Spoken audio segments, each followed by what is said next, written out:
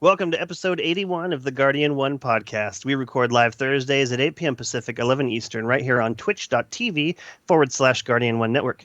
My name is Remy, and tonight I'm joined by Crimson Warlock, Iron Belagger, Jez, Good morning. Agrios, Greetings, Guardians. Sharks, who's 335 yet? and very special guest, SDF Lawnboy. What's up, fools? We are going to be talking about all things Destiny, but first, housekeeping.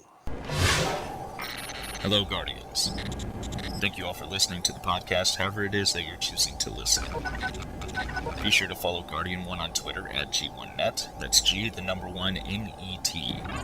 You can also take a look at the Guardian 1 website at guardian1.net. If you do a search on bungie.net for Guardian 1, you'll find our forums group, of which we'll also use for both comments and feedback. Once again, you can watch the show live at twitch.tv/Guardian1 Network every Thursday night at 11 p.m. Eastern, 8 p.m. Pacific. If you can't catch the show live, you can search Guardian 1 for the iTunes podcast, as well as go into the Guardian 1 YouTube channel at youtube.com/Guardian1 Network. Guardian 1 is a proud member of the Guardian Radio Network, so be sure to check out their website at theguardiansofdestiny.com. There you'll find all of the different podcasts that's part of the network, including Amos's Gaming, TTL Party Chat, Robust Radio, Ghost and Echoes, as well as the flagship podcast Guardian Radio. Guardian Radio broadcasts every Monday night, 10:30 p.m. Eastern, 7:30 p.m. Pacific, on twitch.tv/Guardian Radio. You can also follow their Twitter account at Guardians of D and their YouTube channel, youtube.com/GuardiansofD. That's all I have for now. Moving on. Alrighty, thank you very much, Hollow River. Still don't have an updated Hollow River yet, but we'll have that soon. First show without River officially, but at the same time, like the 17th show without River this year. So it's, there's something weird about having solidified it, and it's crazy. But we do have a very special treat today. Somebody who knows River from way before this, SDF Lawnboy. Welcome to the show, Lawnboy. Thank you. It's great to be here. I have to tell you, since the beginning of our friendship, I haven't really felt comfortable calling you Lawnboy. It doesn't really seem like a very respectful name. What is it? Do you go by Lawnboy, or do you go by something else? No, Lawn is just Lawnboy. Lawn and Lawnboy. Where did that come from? It was high school. I dyed my hair green, so my friends used to call me Lawnboy. Nice. That's awesome. Okay, and then, so and then when the dye went away, you have your bleach hair, so it looked like dead grass. So they just kept the name,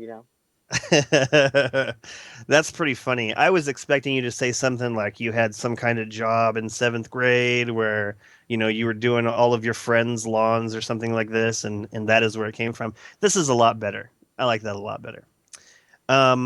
Okay, so you are in SDF. Fun fact, if you go back and listen to the very first episode, I say SDS River, which is hilarious because by the time we had recorded episode 1 of this show, we had already been talking for a long time, and I knew that the letters were S, D, and F. Um, could you tell us the history behind Sit Down Fools? Definitely something I always wanted to get to with River, but now that he's gone, it's kind of like Prince and David Bowie, them all leaving this planet. All of a sudden, I have questions for these people. I'd love to know more about what's going on, and luckily for us, River has just not found Thursdays to be an agreeable date to be on the show. But now I have these questions. So how did SDF get started? What was the role there? And how long have you known River? Well, those go together. The question. So I just messaged him I think a week ago because I saw Halo 2 was coming up on its 12th year anniversary, and that is where we all met. So by the end of this year, I would know River for about 12 years online. That's Uh, awesome. and basically, that's where SDS started. I met him through a friend on Halo 2, and we just clicked, vibe talking to each other, and we started playing games together. And that's just basically how we came across sitting fools down on Halo 2. And what was where was the defining moment that Sit Down Fools was the direction you were going with it?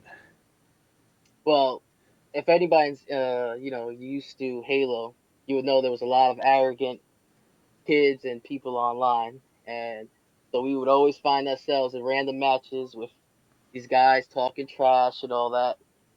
And we went into a custom game. Uh, it was me, SDF Creamy, and River, and we basically played them 3v3, sort of like a fire team versus fire team. And I came up with it because the guy was teabagging Creamy as he killed him, and I just came behind him and meleeed him. You get the one hit kill melee, and I just yelled, "Sit down, fool!" because that was our term, fool. And I just told him to sit down, and from there, that was like our battle cry every time we killed somebody. And then that was our clan name from that day forward. I like that story a lot. I like that story a lot. It's funny. Uh, I want to thank you for being so available to help me out with a lot of the content.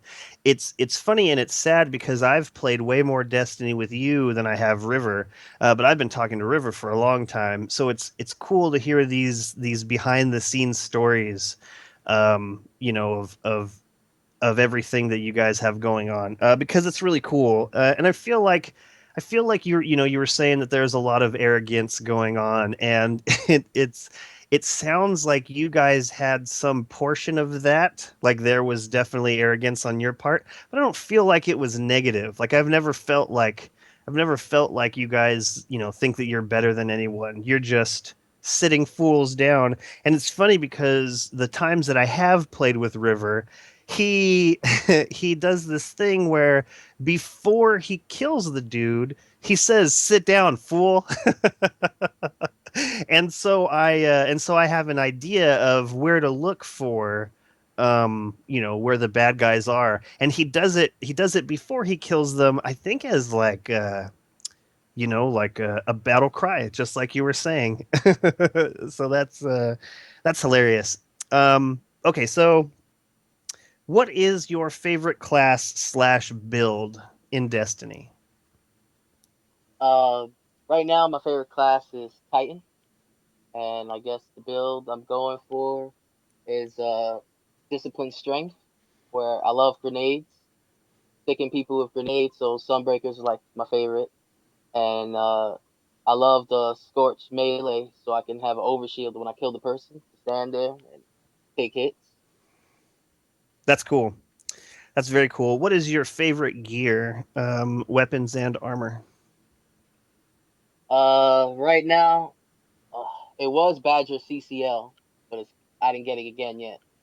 So for this year, I think Hung Jury was my favorite scout rifle right now.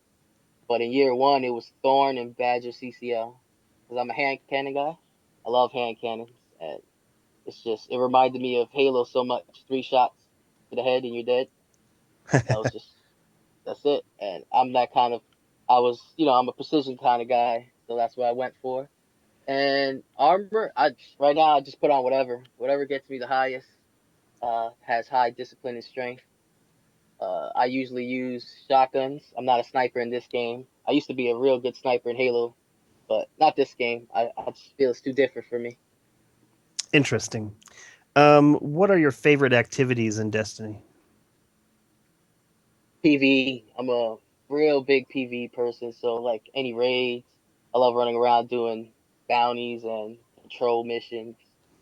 But I've been recently getting into PvP a lot more. It's been a lot of fun playing with a bunch of different people and getting back into fighting against real players. Um, this is something that one of the reasons I wanted to have you on the show so long ago was because you left Destiny. Can you explain why you left Destiny and then explain why you came back?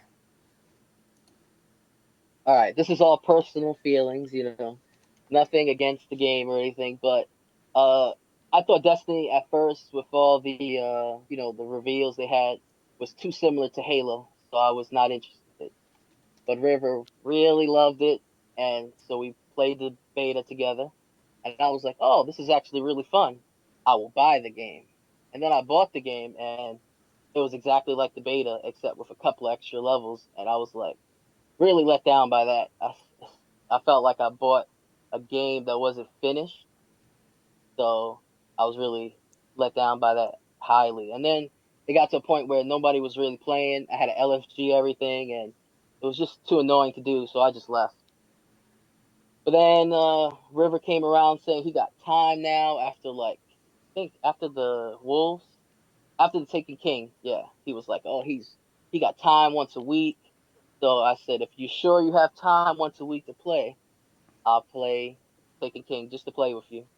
And as soon as I bought the Taken King, they did, all the great updates, and I was just like, so many things were changed for the better, and it was just amazing. I came back, I was like, what are all these kiosks? I was like, oh, they save all your gear and all this other.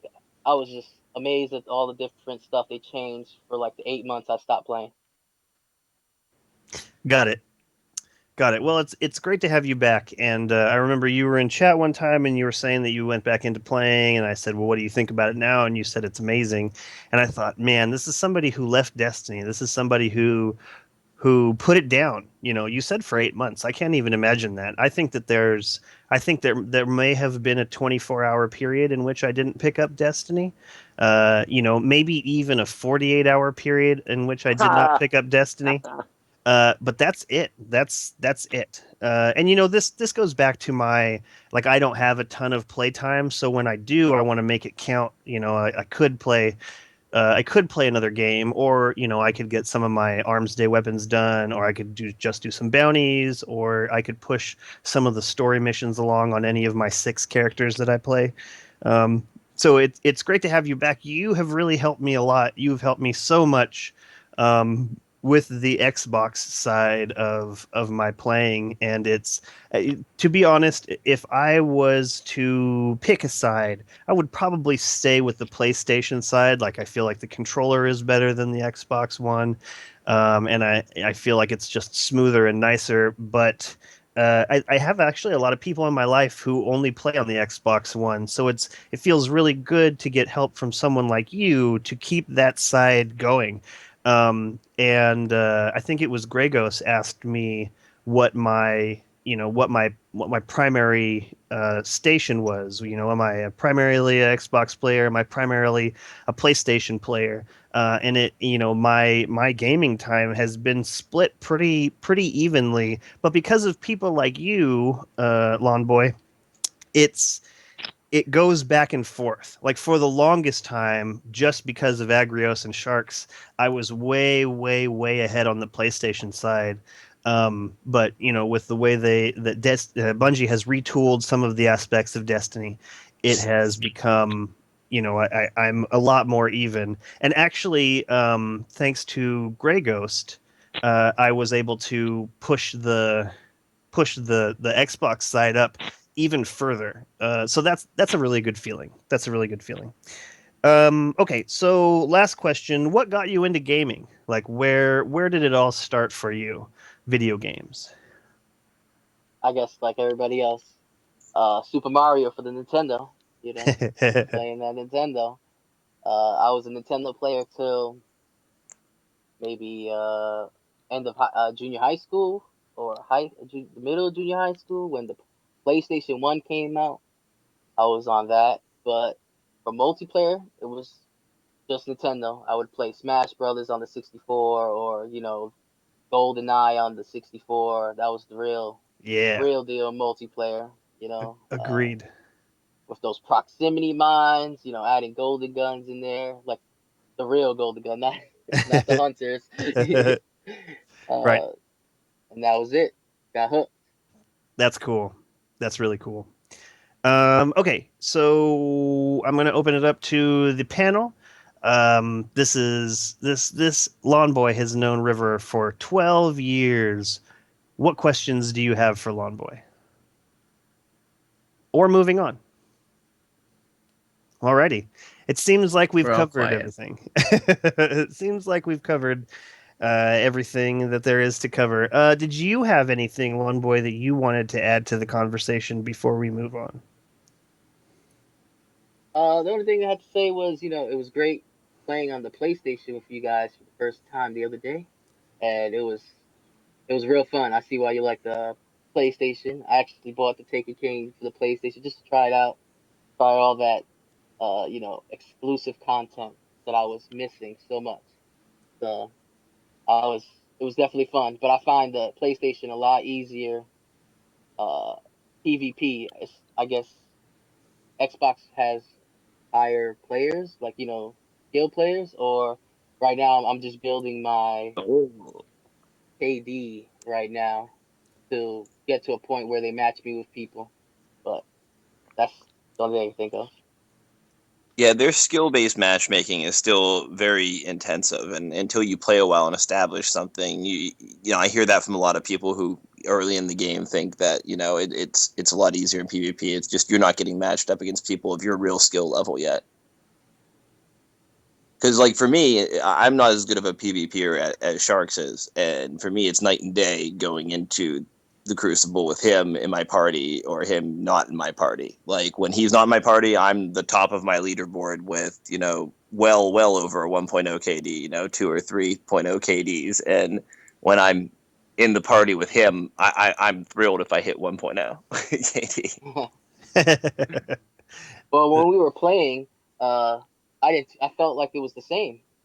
When we were all three in the Iron Banner, I think we were playing. Yeah, whatever we were Yeah, doing in it was PvP. the same up until you didn't get rewards and everybody else did. That was Yeah, the sucky part.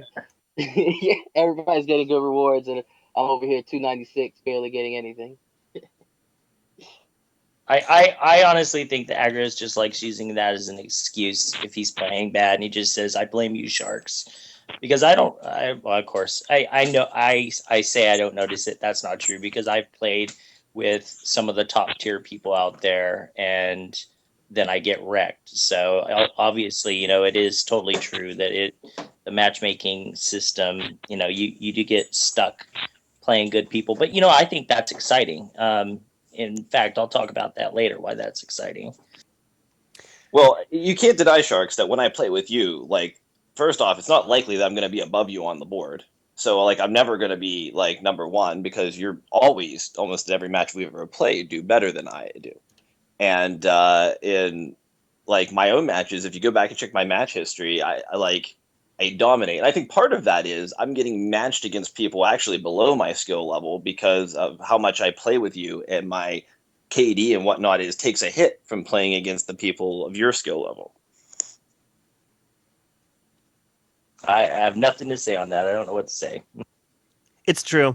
It's true. Playing with you Sharks is really crazy because I feel like you're willing yourself into the matrix. Like I feel your frustration I feel your frustration when things don't go the way you expect them to, and then you just I feel you make it happen. Like you go revisit that same scenario and you make it happen. Like it's crazy to think about, but the score doesn't lie. You're a great player.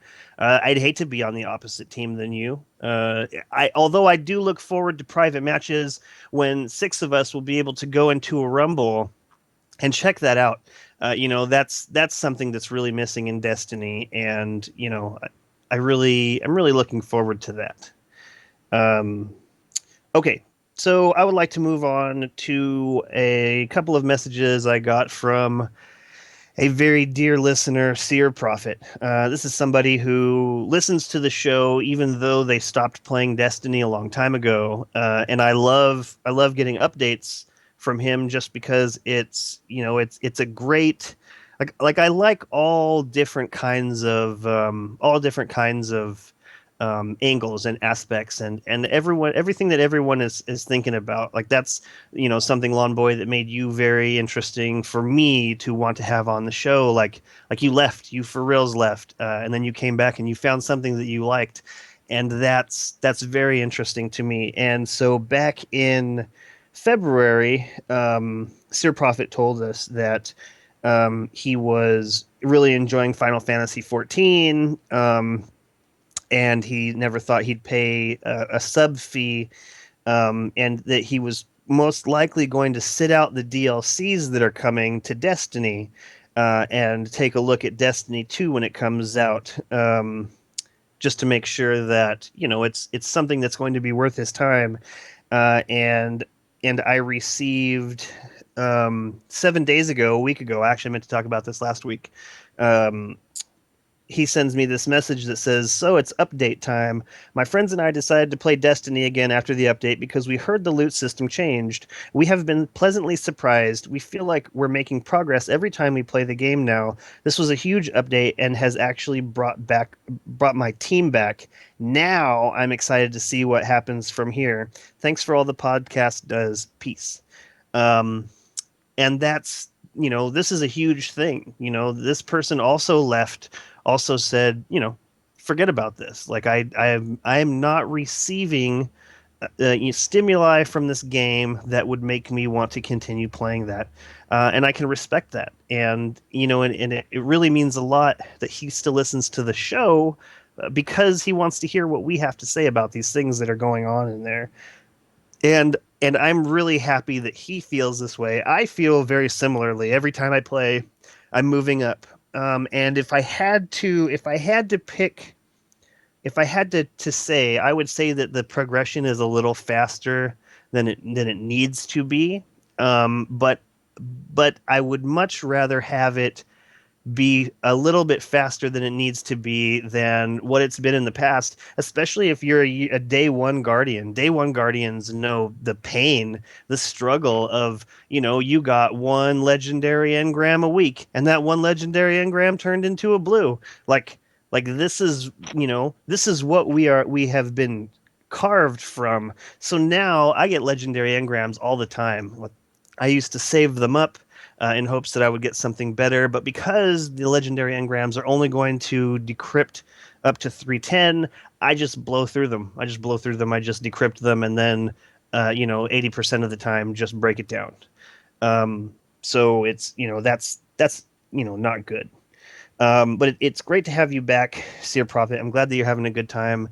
I'm glad that Bungie is doing things that are bringing people back, and I hope they continue on this path. Although, again, just a little bit too fast. Is anyone here 335 already? Sharks, are you 335? I I would be if I had a 335 Ghost. I have a 334 Ghost, but I'd be 335 on all my characters if I had that. Lawnboy, what is your light level? I think 318. Jez, what is your light level? I think it's still like 320. Do you even play Destiny anymore, Jez? Rarely. Crimson Warlock, what is your light level? 321 and 322. Agrios, what is your light level? Like 328-ish. Okay. I just hit 329 on two of my characters. So it's maybe it's not too fast. I mean, when is the next update going to be? How fast did people hit 320 after Taken King came out? These are things that would probably be good as Here's the as thing, markers. Remy, you've gotten pretty lucky, and I think that's why you maybe perceive it as moving too fast. Like you were lower than me when we started this. Uh-huh. You're higher than me now, and you play probably a third of the time as me, maybe. Uh-huh. Continue. Well, I'm a late level below you right now, so of course you would perceive it as moving fast because you've got lucky enough to move, from below where I was to above where I'm at, and the time, in a third of the time it's taken me to do what I've done. Mm-hmm.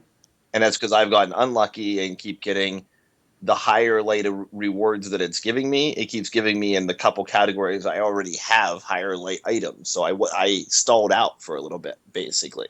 Yeah, that Now, sucks. But I have recently, to. now I've started getting more and shooting up a little quicker, but I was definitely stalled.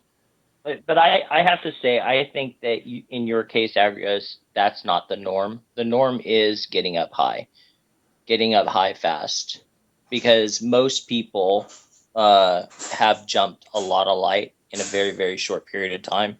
There's only a few people that have gotten screwed over. So, I mean, it is fast, but I don't think that that's a problem.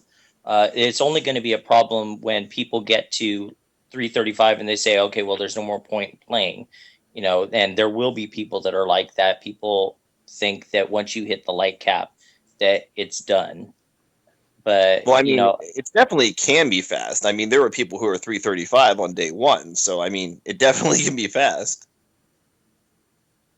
Alrighty. Okay, so then the next message, and I made sure to ask that I could share this because I didn't want to share anything that I shouldn't be saying out loud to other people, but but he said I can share it, and that he's let him share it before. He's proud of it, and so I wanted to share this with all of you listening right now, because this is one of those things. This is one of those things that makes Destiny great, that makes a really good community great. And I think that Destiny has a really great community. Sure, there's the people who jump into your chat and say, I own this chat, I'm going to sue all of you people. There's always going to be people like that. Everywhere you go, the world is a big place. And a lot of people are rude. They don't care about other people. But this is a story about, this is an uplifting story, I believe. So Seer Prophet writes, quick story. One day at the start of Destiny, we were needing another guy for our team, so a friend of mine invited a random in the tower. Over time, the random became a regular member of our group. As we grew closer, he started to open up. He was a discharged army vet that was suffering from PTSD that was contemplating suicide. Destiny enabled us to not only find a new lifelong friend, but it has helped save a life. He's doing great now, and we're actually planning on a meetup for our raid team. I think it's important to realize that our actions affect others, sometimes more than we think. Anyway, thanks for all that you and the podcast do. Peace. And this really touched me. This is a huge thing. They invited this random into their group, and now he's not only a permanent member that they're going to be meeting at some point, but it is somebody who actually needed someone to talk to. Someone needed something to do. Needed a connection. And I think that that's really amazing, and I really appreciate you sharing that, Seer Prophet. It means a lot that you shared that, and it just really highlights what good can come out of just a video game. This is just a video game. Bungie made some decisions, a collection of decisions on a game that they were making, and those decisions led to this person's life changing positively, and it feels good. It feels good to be part of that community. It feels good to be somebody who is making a positive change in people's lives. I don't run across too many idiots. So it feels good. It feels good. Thank you very much for sharing that, Seer Prophet. Um, moving on, I wanted to talk about. Okay, so as many of you know, I've had quite a tangled dance with XSplit freezing up my computer altogether, and I don't have any idea when. I don't have any idea when I'm going to be getting a new rig, and one of our members, Grey Ghost, has offered to broadcast from his computer, which is an updated, ready to rock computer, and so as much as it kills me to release any of the stranglehold I have on Guardian One, um, we will be starting to broadcast from his computer starting next week. It'll be the same show that you're hearing right now, except for you in my personal Guardian One chat won't be just hearing the F word over and over and over, and the show will be on at 8 o'clock. Like there will no longer be this technical difficulties, and on top of that, he has some ideas, and I've had ideas that I've wanted to put into the show. That I stopped showing like the web pages from Bungie.net when we're doing the segments because my CPU keeps pegging out at 98, 100. And so it's really great that he stepped up and offered this. In addition, I'm going to add him to the show. Like if he is going to broadcast for us, I'm just gonna have him on. Like I really appreciate him taking this upon himself, and I've sat down with him quite a few times. He's a great guy. He's going to be on the show next week. We're going to have some nice conversation with him about who he is and what he does. And it's going to be great to have him as part of the team. Again, though, this is not taking River's place. If River decided that he was going to come back next week as well, that's just the way it's going to be. We're just going to have River back. I mean, I don't think that's what's going to happen. But it's going to be really great to have you as part of the show, Gray. Thank you very much for everything that you've done so far. And I've been talking to him about quite a few aspects of Guardian One that really need a helping hand. And like I said, it's really hard for me to ask for help, which was the whole point of Guardian One. I didn't want people to feel the same way that I felt, and now he's offering this help, and I really appreciate it. So expect some really great things from Guardian One in this year. By the end of this year, Guardian One will be much more fully formed and much more what I had always envisioned it to be. And it will be thanks to everybody who's listening right now, all the people on the panel right now. You've all helped take this to this level that's really excellent. But I want more, and I know that you guys want more. Oftentimes in our Guardian One chats, there will be talk of redoing parts of the website, or this would be cool to have on the show. Like I welcome all comments and feedback at all points in time. And I may not agree with it, and I may just say no, but it's because I have a vision, and I do appreciate everybody's feedback, everybody's comments.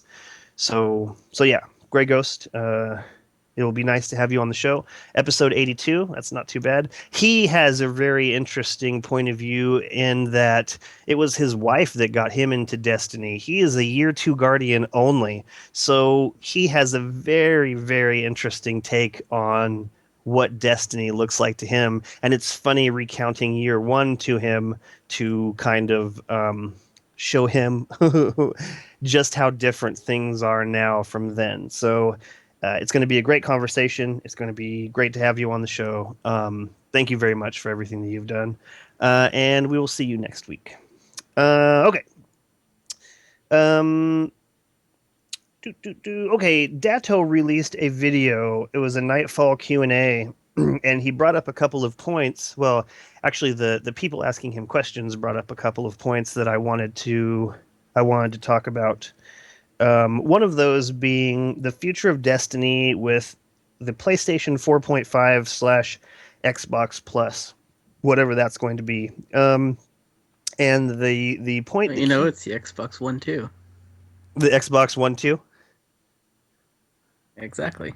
That way they'll have 12. That's 3 times better than 4. One of the things he brought up was 60 frames per second Destiny, and he said that he thought that it might have just the reason that they have not made Destiny 60 frames per second is either a limitation of the console or it's just something that Bungie is not able to do. And I am of the opinion that it might be the first one. I don't think it's the second one. I think it's a third option, which is they don't want to do it. Like I've read interviews that said that they wanted to have a more cinematic experience within the gameplay itself. And personally, my opinion, I don't want it at 60 frames per second. 60 frames per second doesn't look right to me, and the animation doesn't look right to me. Like I've seen, I don't think it doesn't look cool. There's many games I've played, like Titanfall, looks cool, but it doesn't feel right. It doesn't look right. There's an unnatural aspect of this, and I wanted to get your guys' take on 60 frames per second Destiny, starting with you, Lawnboy. Is that something that you're interested in? Are you familiar with 60 frames per second games? And do you think it's a limitation of the console? Bungie can't do it, or Bungie doesn't want to do it? Uh, they definitely could do it. So I know it's not them not being able to do it, but I really don't care. It's perfect. Like right now, 60 frames not gonna really matter too much. I'm not into those meticulous uh, graphics and playability like some people. Dano brought up that he very, very rarely sees frame rate drop in Destiny, and it's very smooth. So he doesn't really see necessarily a need to do that. Sharks, what do you think about 60 frames per second Destiny? Do you want it? Do you not want it? Can Bungie do it? Is it a limitation of the console, or do they not want to do it? I think what's not being addressed is it has nothing to do with the PlayStation 4 or the Xbox One. It has to do with the old consoles. It doesn't. These systems, the new generation systems, are completely capable of doing 60 frames. And Bungie released a game on old consoles, so they weren't going to do it. That I don't think that the old consoles would be able to handle it. That's what the problem was. So do I think that they can do it? Yeah, they definitely can do it. Do I think they will do it? That depends on if they're going to drop PlayStation 3 and Xbox 360. Doesn't make a difference this new PlayStation that's going to be coming out and how fast it is. It has to do with what's going to happen with the old consoles. Interesting. And do you want it or no? Yeah, sure. Why not? I mean, everything nowadays is moving to faster frame rates. I mean, you get it on TVs, you get it with the 4K TVs and everything, and everything. The higher def it is, you'll get used to it. Will I think it looks the same as what I'm playing now? Probably not. But I mean, it's just the progression of everything. So yeah, let's see it. Agrios, 60 frames per second. You want it, you don't want it. Bungie can't do it. They don't want to do it. Console limitation. Okay, so yeah, I definitely think that we're talking about console limitations here. I mean, obviously the PS3, the last generation consoles aren't going to be able to pull that off, but I'm not even certain that they can pull it off on. I mean, Destiny looks good, okay? So on top of, it looking good, it's using up all that power to make it 60 frames per second. I'm not sure that PS4 could handle it. I mean, I was actually reading an article about this the other day. There's very, very few games on the PS4 that actually do run at 60 frames per second. Now, would I like Destiny to be 60 frames per second? Would I like, Destiny 2 to be 60 frames per second? Definitely. Every step forward is a good thing. And I think to address that, a natural feeling, I think, is the way you put it, that it had to you when you were checking out 60 frames per second. I think that anytime you make a change for the better or not in something that you visualize so often, watching the TV in your living room or whatever, it's going to feel unnatural. I know I got an upgraded TV with a much, much faster refresh rate than my older TVs. And at first, especially the higher quality of the thing I was watching, the more unnatural it felt, the more kind of surreal and off it kind of felt. And I'm totally used to that now. Nothing looks at all different to me at all now, except when I go and watch a TV with a normal refresh rate. I'm amazed at how bad it looks, how I can't handle, like, I feel like I'm stepping down to 8-bit or something like that. So yeah, like I think that unnatural feeling, it will go away, and it's all for the best. Got it. Jez, 60 frames per second. Yes, no. Bungie can't do it. Bungie doesn't want to do it. Console limitations. I mean, before the game came out, I wish they sacrificed some of the graphics for 60 frames per second, because playing at 60 frames is actually much smoother. You're dealing with a lot less, well, depending on your TV too, you're going to help with lag and stuff. Not internet lag, but input lag. So yeah, I wish they did it, but I think it is that trade-off that they had to make it look a little bit better, so they can lock down 30 frames and keep it as is. So I don't think the consoles currently could do it at the same graphical quality. Crimson Warlock. Now, What's that, Agris? I would like to add to something that Jez said there. He brings up a very good point about how things technically operate, especially when it comes down to, individual interactions in the Crucible. 30 frames per second, means there's that many frames for something to happen. 60 frames per second means there's double the frames for things to be able to be sorted out, if you will, in more hectic instances. Because this goes a little bit outside my knowledge zone, but I've definitely read things about how different guns work in the Crucible, and the fact that a gun can only operate during a frame, so you only have so many frames for something to take place. So depending on how fast something fires or how slow it fires and how that changes, odd things can happen because of how those frames divvy up the damage. I see. That's interesting. See if you can find that article. We'll talk about it. I mean, not right now, whenever. Crimson Warlock, 60 frames per second. Do you want it? You don't want it? Bungie can do it. They can't do it. They don't want to do it. Console limitations. Yeah, I think it needs to happen. I would love to see it. I've never played a game in 60 frames per second, so I'd love to see a game in 60 frames. And obviously, these next gen consoles can do it. So I'd be super stoked to see it happen. I say let's do it.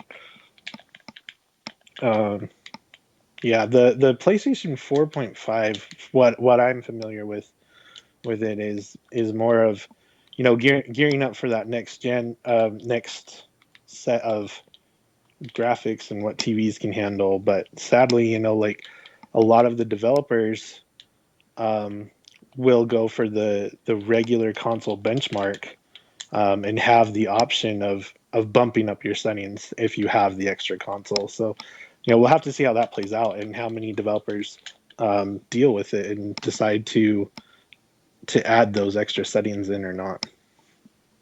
Yeah, that makes sense to me. Alrighty. Next thing that he was talking about was 3 of Coins, good or bad. Dato says that he would probably get rid of them.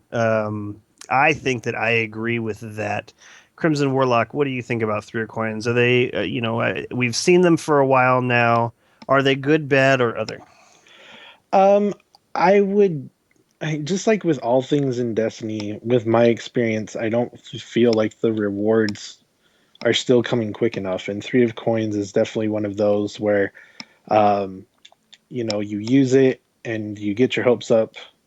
And, for me, it's like 18 times out of 20, I don't get anything.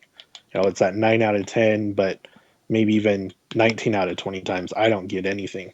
But at the same time, it's when Zur isn't producing stuff that the community wants, it's a really good sink for those strange coins.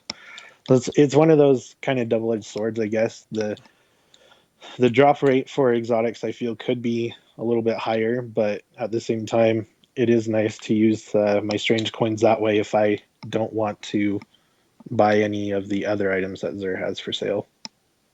Yeah.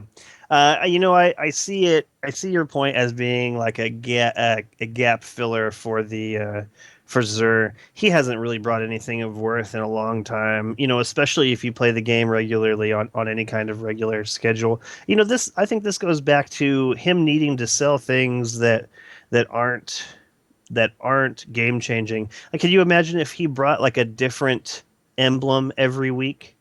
Some kind of 15 strange coins or something for like a unique emblem. Like, I think that would be really cool, and that would be very rewarding for the people who've already bought every piece of gear. They have every piece of gear. We're not waiting for you for anything, Zur. Go away.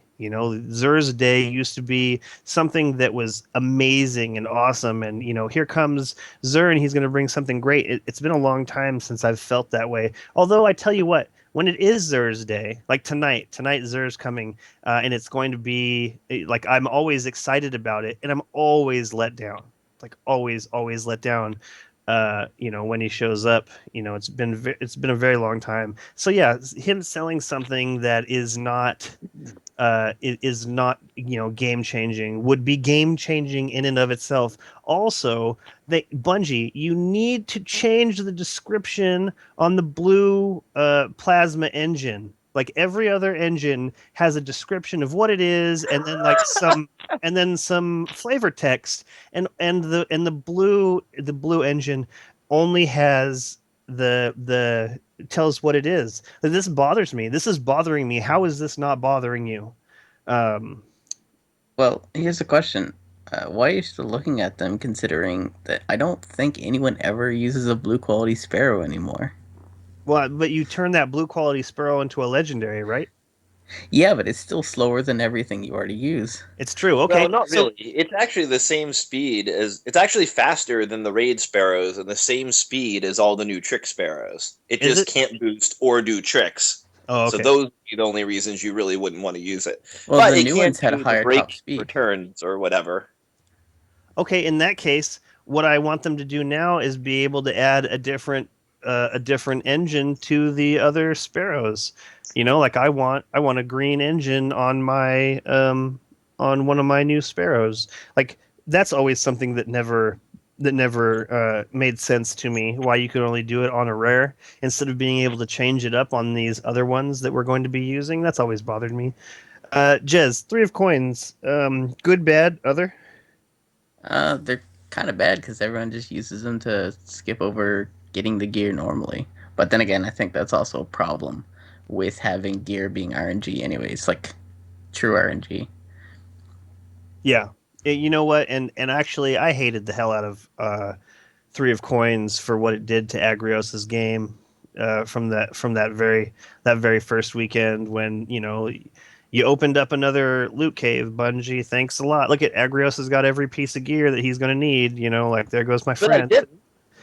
Okay, so what would you say that you were missing? Like 2 weapons and 2 pieces of armor? Like, It didn't help. The only thing it did to me was give me a longer amount of time to play with and enjoy a slightly larger variety of exotic weapons.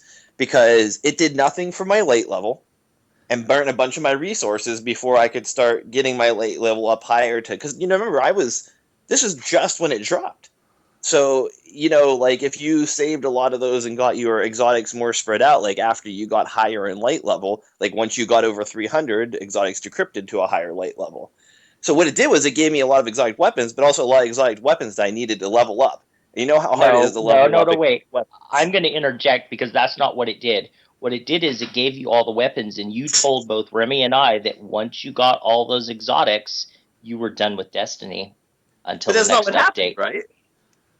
Pretty much it is. Yeah. Okay. So Nah. Agrios is right because that's not exactly what happened, but Sharks is right because pretty much that's what happened.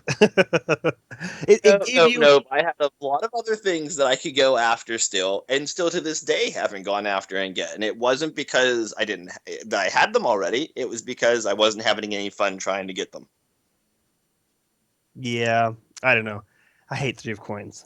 So I was playing some Iron Banner with my son today, and he got back-to-back exotic engrams out of Three of Coins. That's crazy. That Um, happened to me this week actually in yeah. the Challenge of Elders. Yeah, our Challenge of Elders runs this week. I got one off the first boss and the second boss. Oh man. I think you were in the party with me. Yeah, maybe. Maybe I just blocked it out because it's like Three of Coins. um. Okay, where were we? Jez, you already answered, yeah? Yeah. Agrios, Three of Coins. Would you get rid of them?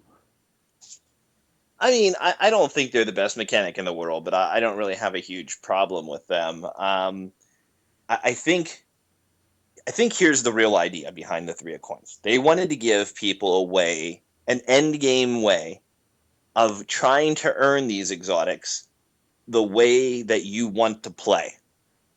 I think they did them for us.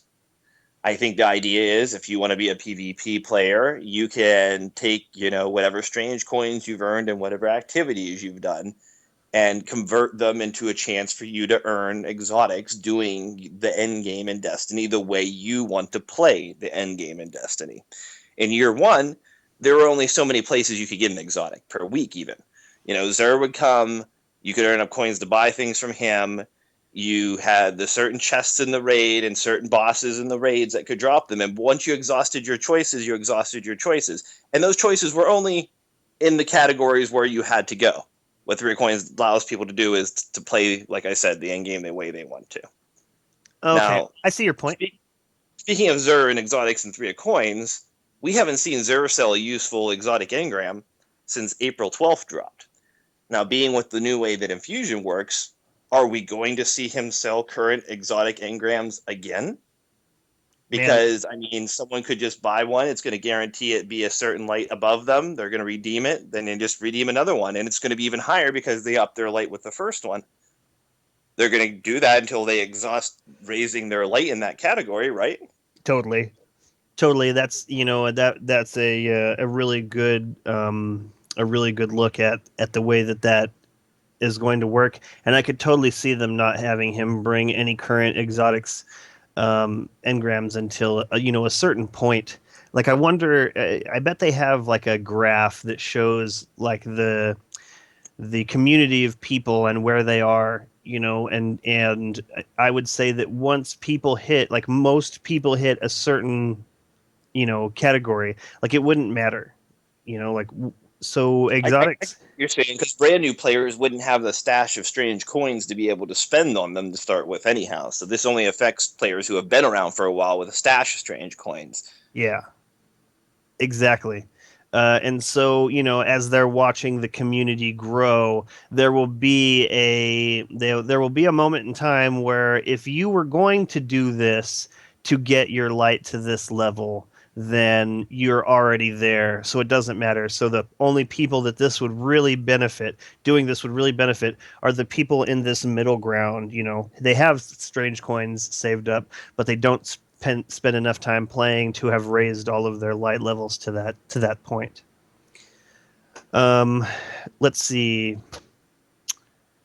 Sharks, where are you on Three of Coins? Where am I on Three of Coins? I bought 150 this last week, figuring I would waste them in Iron Banner, and I never remember to use them because I keep getting 335 drops from Iron Banner. So I don't know. The thing is like the Three Coins. There are good things about it. Being able to use it in PvP and potentially get a drop, but and it gives people something to use like their strange coins on. I mean, I have so many strange coins. I'm never going to use them in the history of Destiny unless I buy things like strange coins. So, I mean, three of coins. But the thing is Bungie has to figure out ways to use the junk that we collect, and this is their way of doing it. They could have easily just upped RNG for set things, You're and then right. you could get it. So I think unfortunately, we talked about like exploits that after not too long a time they fix these exploits that people use to get all the gear. But I don't know. It's really hard to say if it's good or bad. It's good because it's giving us something to do, but it's bad because it's kind of not so fun anymore. I mean, I used to love going in. I mean, people have been putting this all over both Reddit and Twitter the last few weeks. As they wish that Bungie would go back to how it used to be with things like Nightfall, and some of these other end game things where you didn't know if you're going to get something, but it's that excitement that you're going to get it, as opposed to, okay, I'm going to use 5 3 coins, over this period, and I should get one by the 5th one. The excitement is lost. So I don't know. I think I would like to.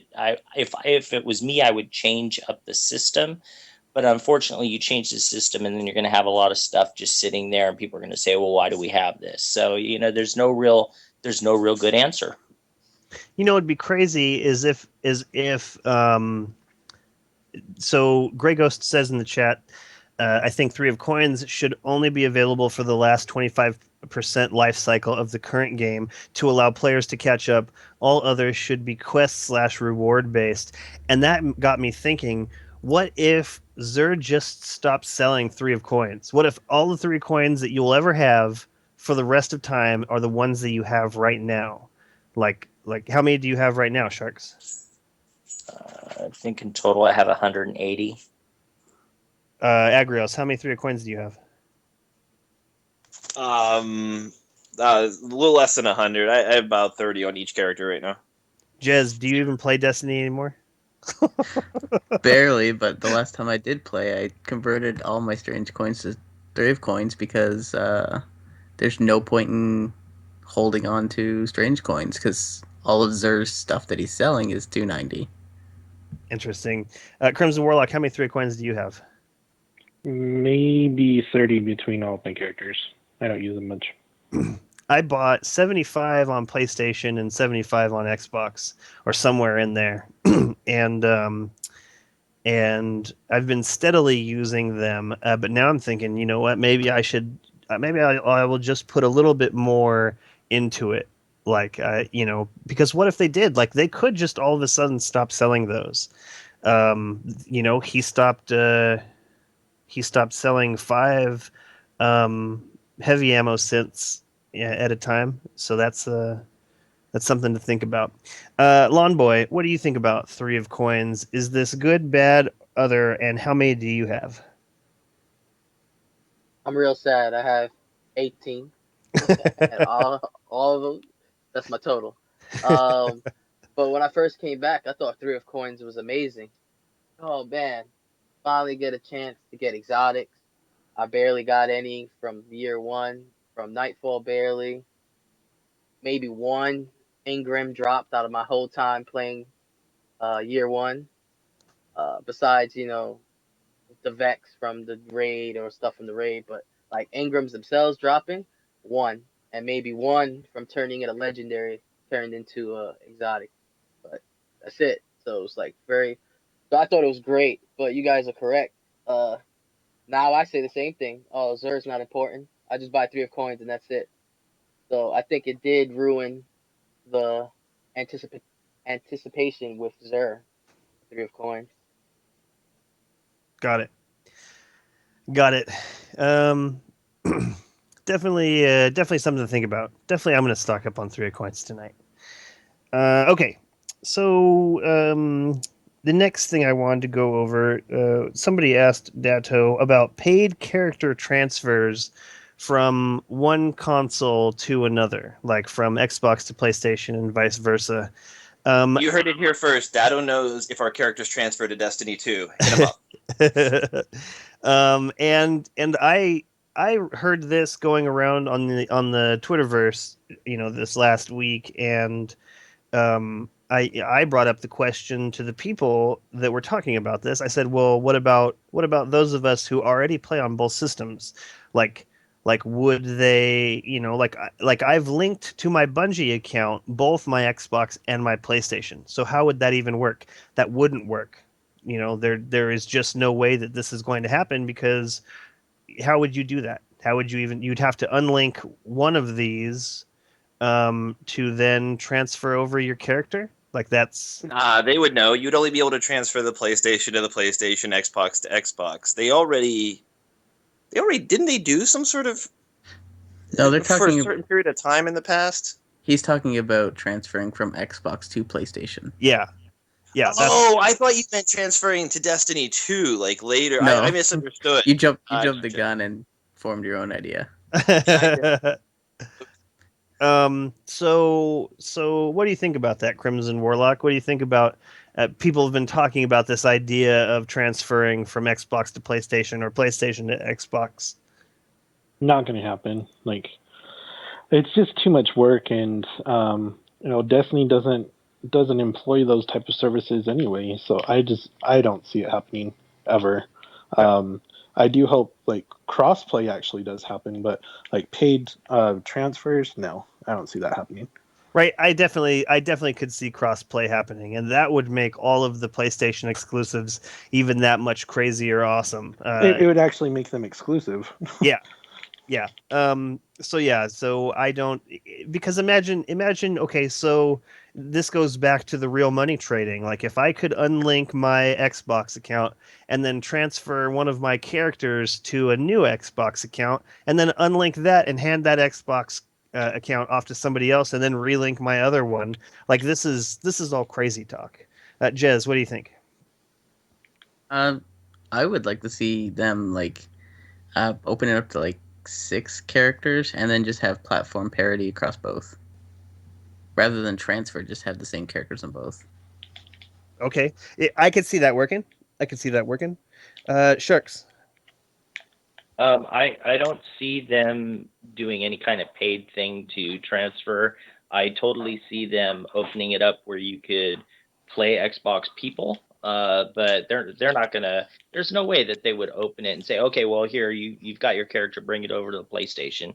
It just that I don't think Xbox or PlayStation would be down for that. Yeah, I could see that. Agrios. I mean, aside from technical, legal, contractual obligations, I don't see why it couldn't happen. And I don't know why Bungie would care either way. See, I think that's the thing. Like, it would have to be a paid thing, because for them to put any effort into it at all, they would have to recoup that money some way. Because I don't see that being just something they're just going to decide to do. But I mean, if they did a study and found out there's a lot of people out there that would like to make their characters move consoles, and that they could make more money selling them, then no, I mean, I wouldn't see why it couldn't happen. It just matters whether there's enough people interested in doing it. I see what you're saying. Lawnboy, what do you think about this? I think I agree with Jez that I'd rather just be able to have 6 and maybe get your character, but it's not really necessary to do the whole linking and whatnot. Got it. I do know. Yeah, I don't know. I just don't. In its current instance, I don't see how they would even do it. Although I'm glad I asked you guys, because you did come up with some thoughts that I did not have, which is really the great thing about this show. I love asking you guys questions, because oftentimes you've come up with a completely new idea that I wasn't even thinking about previously. Okay, so the last one before we go. they were somebody asked Datto about hardware mods if they were cheating, things like scuffs and keyboard mouse. And he said, his answer was somewhere along the line of, well, if you're playing a basketball game and you're using a certain pair of shoes that let you jump, a foot higher than the rest of the people, you would have a clear advantage. And so that's kind of what this is. And then he went on to state that he doesn't use anything like scuffs or anything like this, just so he can show that he's able to do these things with just a regular controller. And I'm not even certain what scuffs do. Like, do any of you on the panel use scuffs? And anybody who knows what they are and what they do, what are they and what do they? Well, I They're don't higher end use. custom controllers. Yeah, I don't use scuffs, but the key thing that scuffs bring that normal controllers don't have is because they have what do you want to call them? Like buttons, like triggers Paddles on in the the back. back. Yeah, paddles on the back that act as your face buttons. You can, like, for instance, jump without bumper jumper without ever moving your hand off of the looking. Uh-huh. So you can always be moving, always be looking, and always be shooting, and always be jumping without ever moving your hands. Man, that sounds like a serious muscle memory reprogramming. Is this something that you use, Jez? No, I don't have them myself, but Okay. I just know that that's the key thing that sets them apart as far as advantage wise. Lawnboy, do you use scuffs? No, I don't. But I was hearing Spanky talk about his, and I have a controller that's similar. It's the Xbox Elite controller, Mm-hmm. and that one does basically, you can change the D-pad to your whichever you like best. Either the one that's like the PlayStation or like the circle one. You can change your control stick height, left or right one, however high you want, or how if you like it low. Has the paddles and stuff. But I don't even use any of that. I use it like a regular controller. I just like the feel of it. Um, but to answer what they were complaining about is it's okay for regular games, but it's not like when they go to tournaments, they're not allowed to use those controllers, for what I understand. Interesting. No, they are allowed to use them. They're on the pro Oh, circuit. oh, really?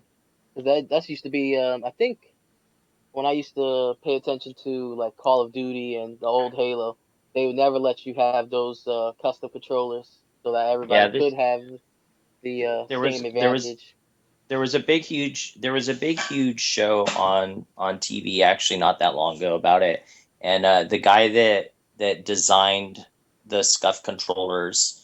Part of the reason that he was able to start doing scuff controllers is he was talking to a friend and they were saying, oh yeah, he did it for himself at home. And his friend said, oh, there's so many people that would like to do that. It makes life so much easier. He goes, we should go and try to see if any of the pros want to use it. And so they were going around and they were talking to pros, and pros were like, oh, we don't like cheating. They're like, this isn't cheating because you're still using your hands and all this stuff. And so it really started being pushed through in 2011, the end of 2011, and now almost all the pros use scuff. But you don't use them, Sharks? Me, I don't use them because I don't have money to go and spend on that. They're not cheap controllers, and you can ask Agrios how many times I've in just since Destiny come out, how many new controllers I've gone through, because the scuff controllers, all they are they have all those added paddles underneath them, but it's still the original controller. And PlayStation controllers, I don't know how it is on Xbox side, but PlayStation controllers do not last forever. So I'm not going to spend however much it is for a scuff controller and then have it, fall apart on me, and then I have to go and spend all that money again. It's like $100 or $150 a piece. So no, I don't do it. And the other thing is like like you say with muscle memory, you're going to have to learn everything all over again. And I've been this way with just like setups on games. I play with however it's set up. Same thing with controllers. I just play with what I've got. So no, I don't have it, but I don't see it as cheating because they use it on the pro circuit. So if they use it there, how can it be cheating when we're just playing for fun? Interesting.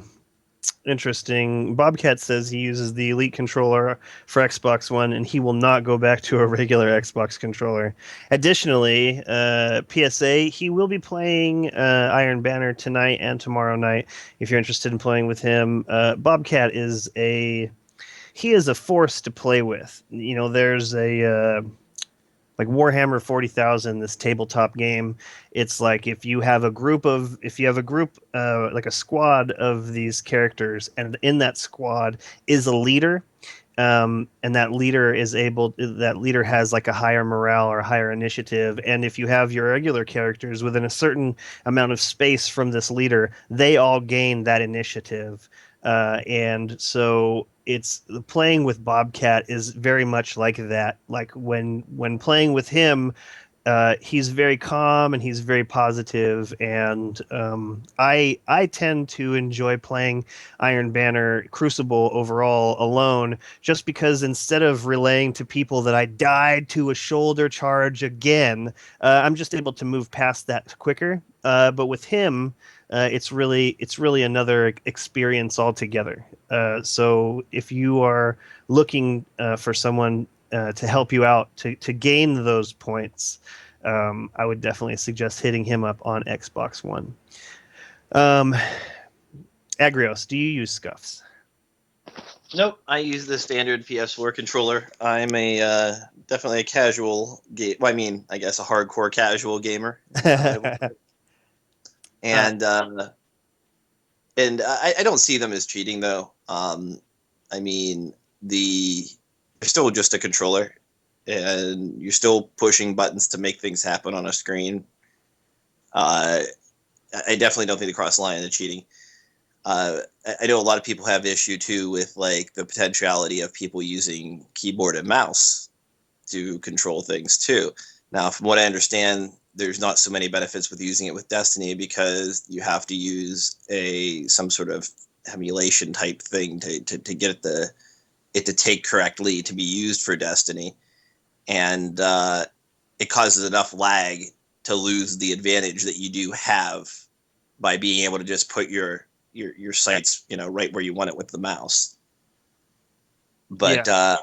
I know in games that allow that, that's always a controversy as to whether it should be allowed or not.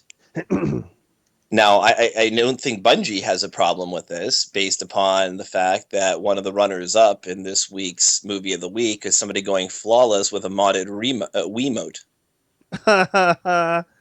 That's funny. That's really funny. I'd like to see that. So yeah, this week's weekly update, the third video there, the second honorable mention, is somebody doing the entire Trials of Osiris flawless run with using the Wiimote with motion controls to aim and everything. That's crazy. And I have to watch that. Sharks, to answer your question, the Xbox One controller feels a lot sturdier. It feels a lot better as far as quality of construction. Like that was one of my first complaints about the PlayStation 4, is that as much as I enjoy the action in the buttons and the action on the sticks and the triggers is far superior to that of the Xbox One, I feel like the construction of the PlayStation 4 controller, the DS4, is not nearly as like I can grab the sticks and kind of bend it like left and right. Like I feel like I could almost rip it in half if I was just a little bit stronger than I am right now. And I don't feel that same way about the Xbox One controller or the Xbox 360 controller. The Xbox controllers are pretty solid pieces of gear, but it does not. So I know what you're saying. I'm actually looking forward to picking up a new PlayStation controller. I don't know that I will be getting any of these scuffs. Like the idea of being able to look and move and jump at the same time is really cool. I don't know that I'm ready to rewrite my brain. Maybe if I come across the period of time where I'm able to just play video games for a lot longer than I do right now, it will be something I'm interested in. But it just seems like it's I don't know, a little far out there. Jez, you said that you do not use these things. No, I just never really bothered to get one. Got it. Got it. Crimson Warlock, were those scuffs we heard earlier in the podcast? No. No desire to use them. No desire to like ever try and go pro or anything. I just play what I've got. I definitely would try. Like if somebody sent me one, I would definitely give it the good old college try. But yeah, as far as spending money on something that I may or may not use, I think it would be cool to try out. But I'm not at that point in my life right now. Okay, great. So that is my hour and 10 minutes before we get to Agrios. Agrios, what do you have for us on our Destiny plate? All right. Well, next Tuesday, May 3rd, Bungie is deploying update 2.2.0.2 to correct a few things. It will fix a few chests, quests, and rewards, as well as an issue which has definitely been a sore spot with the community and a major part in the decline in use of the Blade Dancer Hunter. Bungie says, ever throw a punch? We're only talking about Destiny here. That seemed to land. You heard it and you felt it, but it didn't deal any damage? Yeah, us too. Ever throw a punch or a shoulder that seemed to whiff right past your intended target when you were so sure it would land? Yep, the same thing happened to us, so we put one of our top men on it. Sandbox engineer John Cable is one of the killer bug hunters responsible for stopping us from losing our heavy ammunition upon death in Destiny during year 1. He explains the current melee attack situation. When a melee attack seems like it connects but it doesn't do any damage, it is usually a networking problem. Most commonly, it occurs when there is an issue communicating your position to the other machines in the game, or if your would-be victim is having a similar problem. I've tweaked some networking logic to player positions during melee attacks, which should help address these issues. This error can still occur because the internet isn't perfect, but it should be better. When a melee attack whiffs, this is usually a sandbox problem. I fixed a bug where we were starting the target search from an incorrect position. Normally, we begin searching for targets from the perspective of the attacker's head. This bug would result in the target search falling short. If the melee lunge didn't get you close enough to the target, or if the target was moving away from you, your melee would not connect. The new fix should make arc blade and shoulder charge much more reliable. There are still situations, especially when the target is moving away from you, where you will not connect. They go on to say that these fixes will not go live when they deploy the update, but they are going to take a number of steps. When the update actually deploys May 3rd at 10 a.m. Pacific, they're going to monitor it for stability over the course of the weekend, but the new melee code will be manually activated on Tuesday, May 10th at 10 a.m. Pacific time, and then they will continue to monitor that from there on out. Have you experienced many issues with the melee attacks yourself? And are you looking forward to the Blade Dancer and shoulder charges connecting more often? Okay. So, I'm not having these problems. The problem that I'm having is that I will hit the melee button and nothing at all will happen. Like I will die. Like this is the problem I was hoping they were fixing. I didn't want to hear that they were going to make shoulder charge better. What the hell is wrong with you people at Bungie? Honestly, shoulder charge is the worst crap ever. Like like if there was a single move, if there is a single non-skillful move in Destiny, it's the shoulder charge. I hate it. I hate it. I hate it. I hate dying to it. I hate having to be prepared for it because there's always that shoulder charging, shotgun titan. Agrios right around the corner. It doesn't want to play the game. He doesn't want to play the game. He's got no honor. Screw shoulder charge. Why are you making it better? Why are you making it lock on better? I don't understand. You know what? Honor is something that people remember about dead men. I knew you were going to say that. Wolf Bible says shut up about shoulder charge. You know what though? It sucks. Shoulder charge sucks. What kind of lack of skill do you have to make that your main move? Like what I want to do right now is go to like Destiny Tracker and search for like highest shoulder charges and then just blacklist those people. I don't want to see those people online ever. If like, this is something that you do all the time, screw you. It bothers me. And especially when the problem that I'm having is pressing the button and not having it do anything at all. I'm not talking about whiffing. I'm not talking about, Now, we're measuring are from you the head. talking? Are you talking immediately after you've already thrown a punch? Yeah, I'm talking about I've thrown a punch and it doesn't trigger at all. Instead, I just die. Like they're And this isn't immediately after you've already thrown a punch. Like you just run up to someone, haven't pushed anything, push the punch button, and just nothing happens. yeah, just nothing happens. I'd say you probably need the silicone pads in your controller replaced. You can buy 7 for like $5 on eBay and put them in a controller. Oh, Yeah. that kind of reminds me of another reason people buy Scuff is because they have shoulder stops. They don't have to pull in the trigger as much. Oh yeah, adjustable trigger lengths. Yeah, you can make like your triggers a lot more sensitive and stuff like that. Yeah. It does mess with fusion rifles, though. Interesting. What do you think about this, Lawnboy? Are you a shoulder charger? I tried it here and there, but didn't really get into it. Like you said, I'm more honorable. I'd rather just shoot you down, or better yet, throw a grenade in your face and go around the corner and listen to the explosion.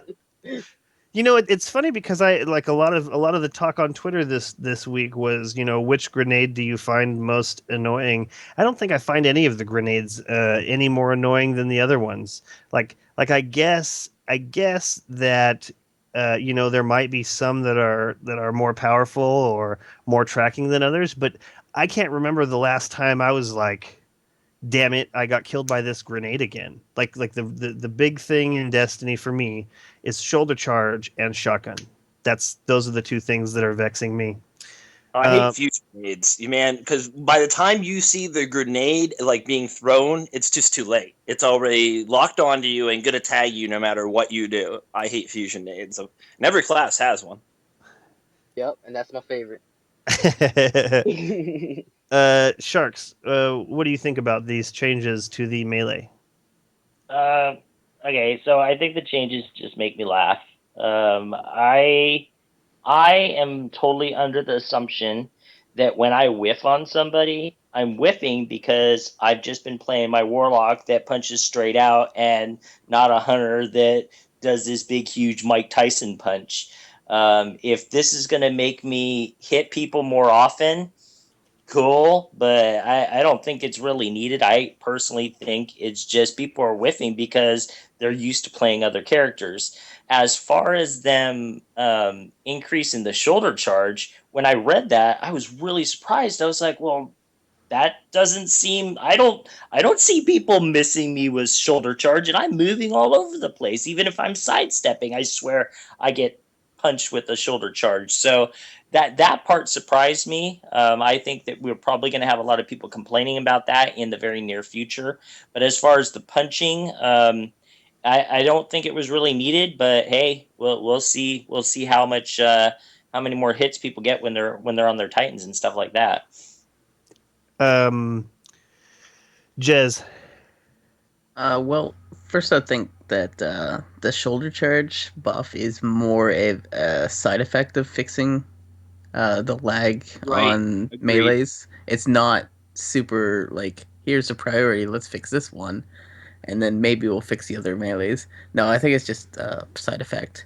I do notice a lot more often on Blade Dancer just like spamming the attack on some guy, and then he'll turn around and just punch you. But I don't think that's what they're talking about either.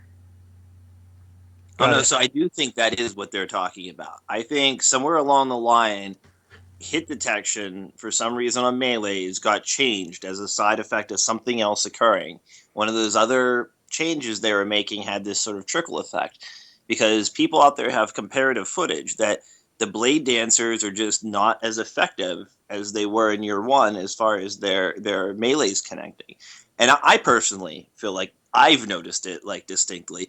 It feels like every other melee doesn't connect to me. It feels like every other hit isn't hitting it. Now it's only when I'm in a cluster, hit without any time between attacks that this seems to be occurring. And also, like, a lot of times when it occurs is even without, like, being an arc blade, when you just run up and double melee someone, hit, half the time that second immediate hit isn't registering for me. And I think that's what this is all pertaining to.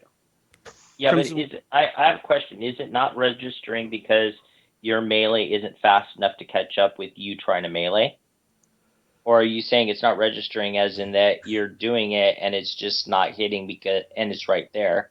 I'm saying That's what I'm saying. I'm saying, like, I'm in the saying- face of someone, and I hit, and I immediately do a second hit on them. They're, like, preoccupied on someone else. I came up behind them, and the second hit just doesn't kill them. Like, I hit them the second time and start running away, and I'm like, wait, why are they dead? What just happened? They didn't take any damage from my second punch. See, when I do it, I pop arc blade.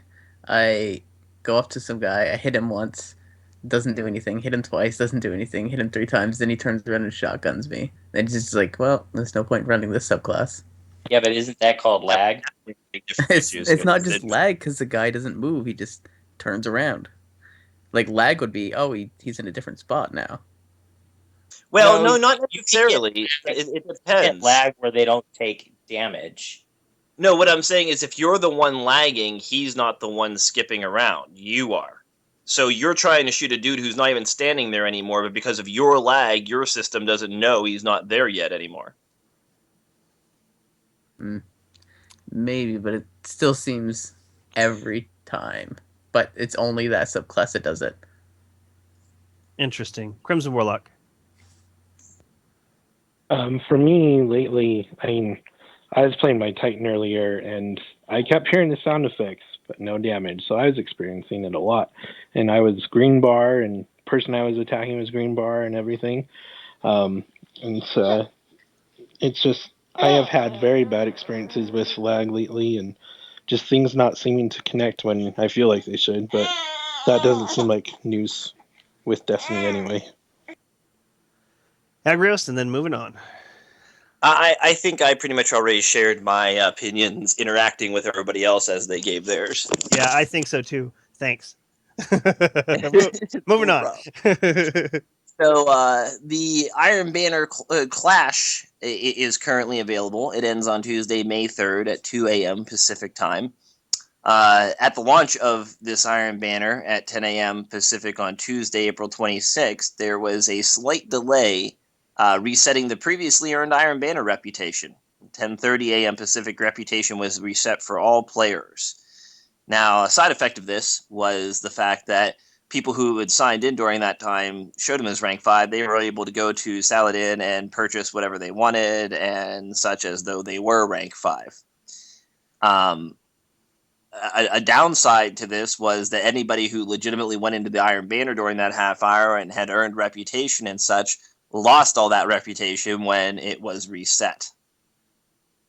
Man, that's a bummer. Yep. So they said that resetting the reputation granted the ability for all participants to earn Iron Banner reputation reward packages, which may only be acquired at ranks 3 and 5.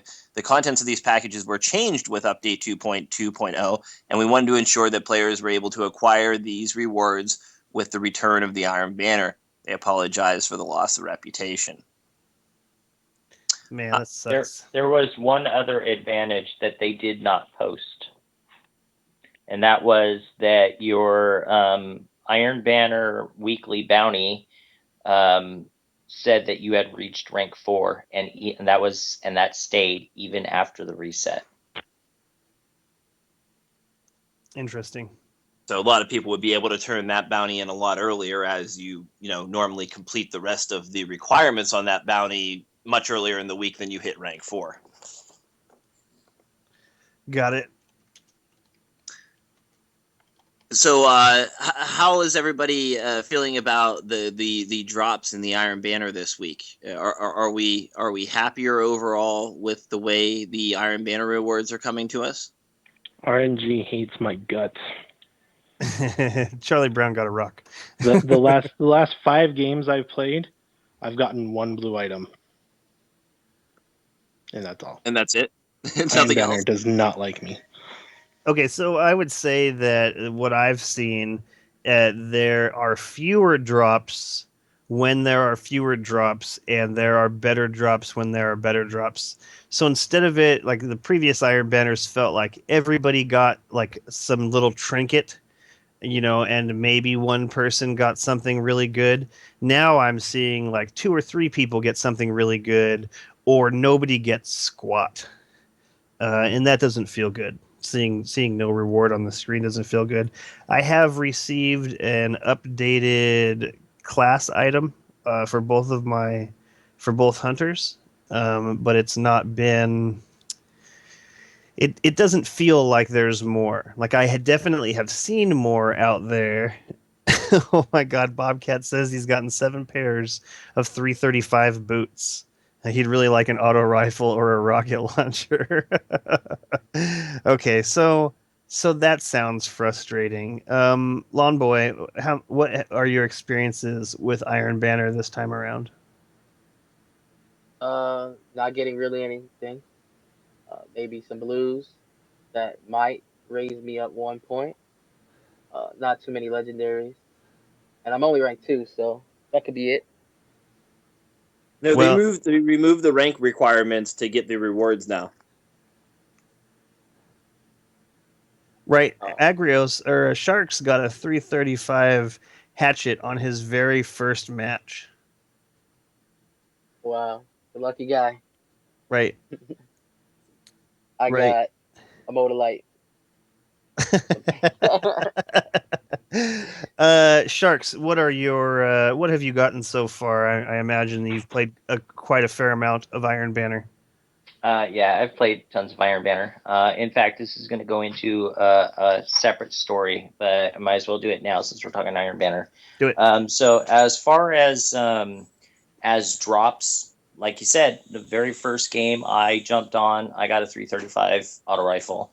The 5th game, I got a 335 bond. And it hasn't stopped there.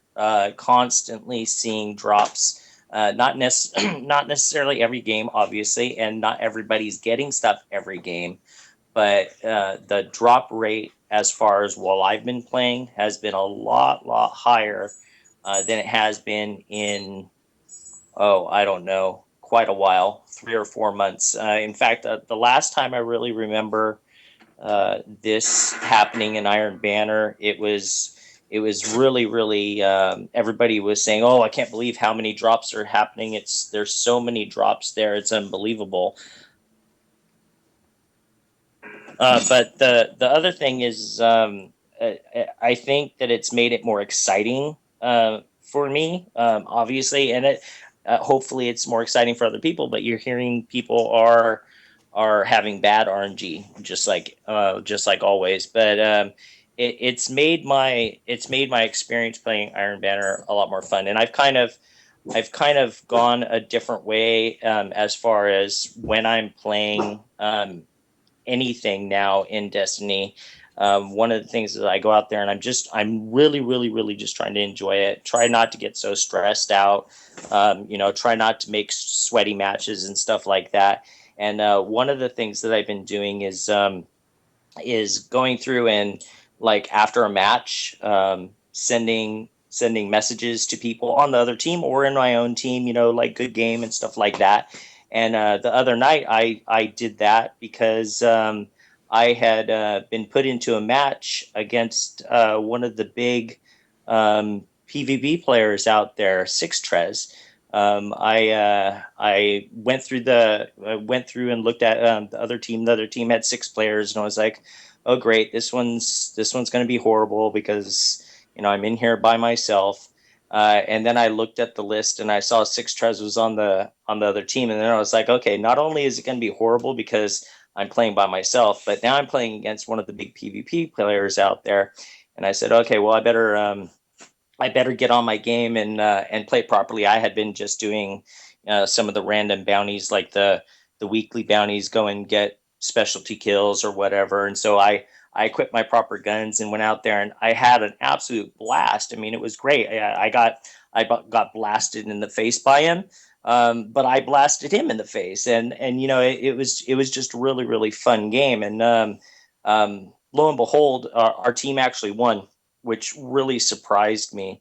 But afterwards, I thought, okay, you don't see all the big players come into games very often, and usually when I do, in fact, I did the same thing when I saw Mesa Sean on the very first time, like a year and a half ago. I ran into a game with him, so same thing I did with Six Tres. I sent him a message and I said, really good game, and he messaged me back, and we got chatting back and forth a little bit, and he was like, "Oh yeah," and he obviously went back and he looked at my score, and he's like, "Oh, you did good game for you too," and I was like, "Oh, thank goodness," I was positive against this superstar PvPer, and the next thing I know, he's friend requesting me on PlayStation.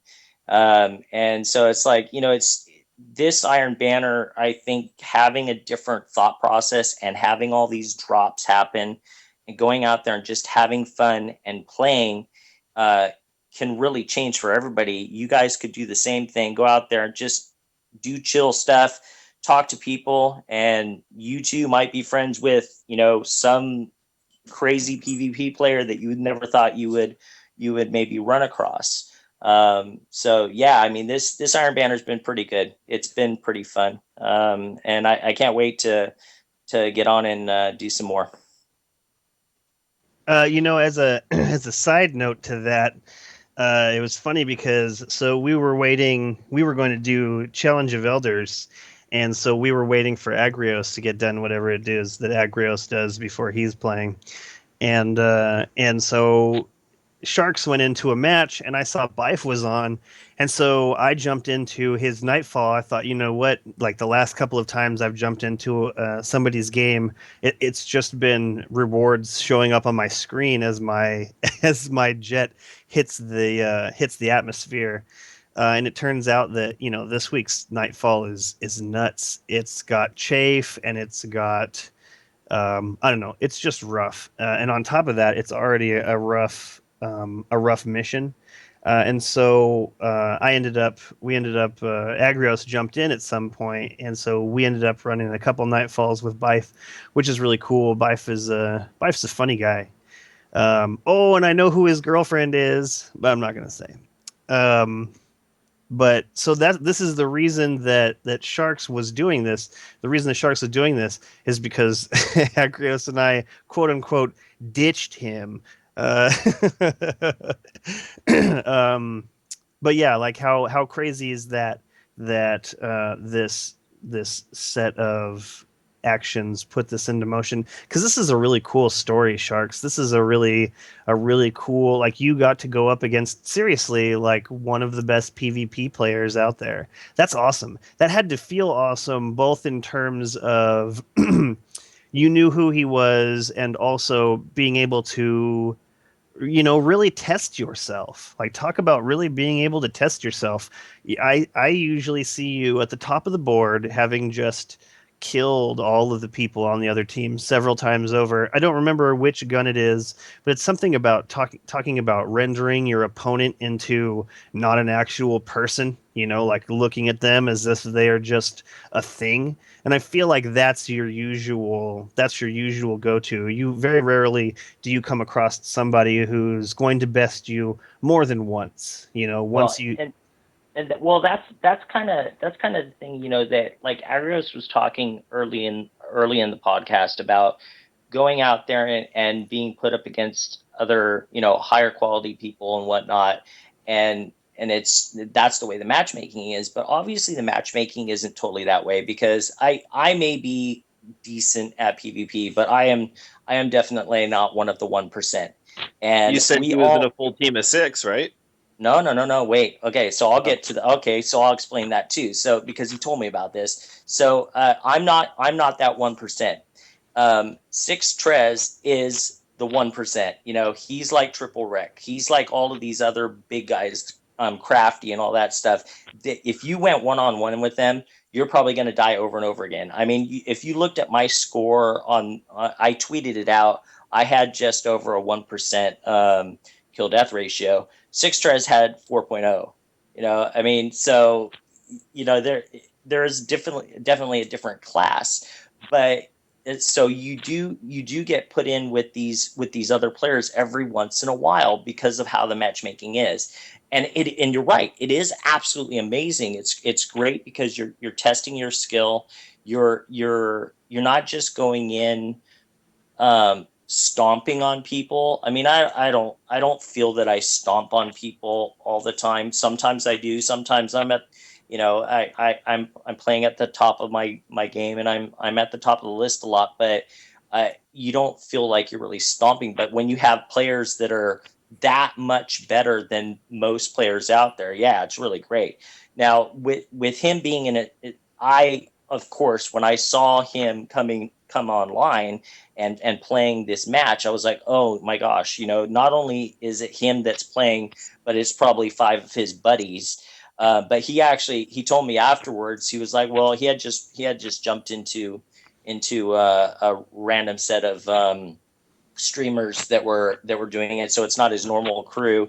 And again, if you look at the tweet, you'll see that he was 4.0. Nobody else on that team was positive. So, you know, that might be part of the reason why I was able to be put in with him Right. playing too. Exactly. Cool story, bro. Where are we? Jez? Are we at Jez? Jez. What about might be me. Iron Banner? Is that what we're talking about? Tell us about it. It's a thing that comes every couple of months or every couple weeks. No. Oh, It's yeah, in I meant between to- those. No, I didn't feel like it. It's the entire update like promised all this loot and everyone got all this loot and then I get nothing. I'm like, well, I don't really feel like playing because I feel like this is just gonna continue. So Yeah. that was kind of my outlook. Everyone was like, "Oh, I'm up to 330 now," and I'm like, "Well, I'm up to 218 now. I'm up to 220 a week after everyone's 335. So no, I didn't really feel like playing." Yeah, that makes sense. I could see that. Crimson Warlock, what about you? Yeah, I'm trying Iron Banner this time. Been on all spectrums of good games, bad games, lag, and I don't know why my abilities aren't hitting to just having really awesome games. So it's kind of normal for me, but wish I would get better drops because Iron Banner has not been kind to me with RNG drops. Yeah, I think that just the more you play, yeah, I mean, I hate to say this because you know this sounds just like the lottery, but the more you play, the better chance that you're going to have to do that. I am on track to get to level 5 with all 6 of my characters. I'm looking forward to doing this. I've been talking about doing this. I'm going to make this happen. I'm going to make this happen. The only thing standing in the way from me telling everyone right now that this is a for sure done deal is that the fact that I just can't sit at the top of the overall leaderboard. And I tweeted out earlier 4 pictures of the end game screen where I was either first or second and like the most kills.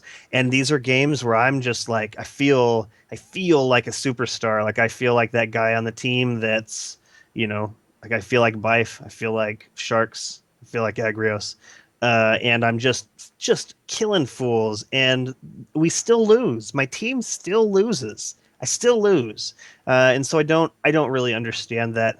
I don't understand how it is that I can be having such a great game and we lose, or I can get 4 kills, 1 death in a game and we win.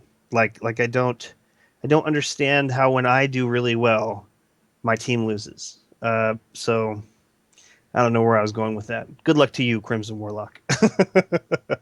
I feel like I'm going to need it, so thanks. Agrios, Iron Banner for you, and then moving on. Iron Banner's been being fairly decent to me so far. I've been getting drops. My only beef is, I mean, I kind of wish there was a system that, like, the game noted the highest light you got to and based your drops off the highest light you've got to instead of where you're at. Because what it's currently doing is limiting my options in PvP. Like, if I want to be the highest light, I got to play with what I have on right now. I mean, as I get more drops, I can expand what I can play with a little bit by little bit. But so far, they haven't really found a system in Destiny that, for some reason, doesn't also inhibit my, like, enjoyment of the variety Destiny has to offer because of the leveling system. Yeah, I hear what you're saying with that, and I would like to share really quickly a very sad story. So, so just today, I finally unlocked Shax's weekly bounties. Like I made it past all of those, hurdles that he Right. puts out in front of you, and I feel very accomplished. Granted, this was not. I did not do it when it was crazy hard when they first released it. They changed it to where you can be working on multiple stages at the same time, and I really appreciate that. I finally made it. And I feel super accomplished for having gotten here, just because I know that if anyone plays less PvP than me, they are not here. I feel like I've made it to another tier of PvP by having unlocked Shax's weekly bounties. And as I'm picking up all of those bounties, the very last one with the Nightfall tier reward, as soon as I pick it up, it checks it off, and I'm like, oh man, I got Right. away with something. How sweet is this? And so I don't click it, and I didn't notice it right away. I was on my way into another battle, and I noticed that it's there, and I'm like, oh, you know what? I'll press it and see what I get. And unfortunately, in order for me to be at my peak PvP playing, I have a certain set of gear that isn't that isn't the same light level that I use when I'm turning in packages. Because at some point I want to pass those higher pieces of gear on to the next person after I've done all of these packages, and nothing happens, and I'm like, oh, okay, I'm gonna have to go back to Shax, and he's gonna give me something. And when I got back, I went to my postmaster, and there was a 325 chest piece, and so I don't know if it just unlocks as soon as you get that done, and this is your reward instead of it. No. Yes. No, it's No, when it you doesn't. click on the bounty. You click on it. Yeah, and I'll tell you a story on that this week. Okay, so I went out of my way to do my three Crucible bounties this week because the rewards can be awesome tier, right? And at this point, it really doesn't matter anymore because I have enough 335 gear that I can infuse anything. But you still might get a really neat gun. My first package this week, I got no reward. I was pissed, and it's because I did it in. I thought it was because I did it in orbit. My second package, I made sure I went to the tower, and I did it, and I got a what did I get? I don't remember. Some stupid gun that's sitting in one of the old auto rifles. I think it is. It's sitting in my vault right now. And then my third bounty I actually did today, and I got 20 strange coins. So that because it's unknown rewards, it can be anything. So don't feel bad that it could have been potentially higher. I mean, it's still awesome stuff, but I mean, you can get totally screwed over with that too. Just FYI, I know you can do them in orbit and then go pick them up at the postmaster if you don't have room for them in your inventory and stuff. Well, I Like, realize that's that, how but yeah. But what I'm Well, saying is, like, I couldn't figure out why I didn't get any reward because one of my packages I didn't get anything, Right. I was gonna tweet it to Bungie Help, but I thought there's no point. I have enough junk as it is anyways. But I just like telling everybody be really careful and just do it while you're right in front of him, because then you're gonna get it and you can run to your post office if it goes into the post office. Yeah, yeah, I'm not going to make that mistake again. Although, I don't really play enough PvP to think to myself that I'm going to get all of those done in a week. Or maybe it's just that I'm, going to be too focused on Iron Banner this week. It just doesn't seem like the right time. Well, just so you know, the 3 weekly Iron Banner bounties will count towards that complete 5 bounties for Shax. Oh yeah? Right. So the Iron Banner weeks, if you do all 3 of your Iron Banner weeklies, you only actually need to complete 2 of those Shax weeklies, and like some of the easier Shax weeklies are like Oh, finish 2 matches with over 1,500 points. Well, you can do that in Rift with just a single carry. And you man. know that there's more than what he carries. The Crucible vendor opposite of him carries weekly those bounties that will count towards that also. Really? I did not know that. I didn't until not long ago either. I never realized he had them. Crazy. And they're different?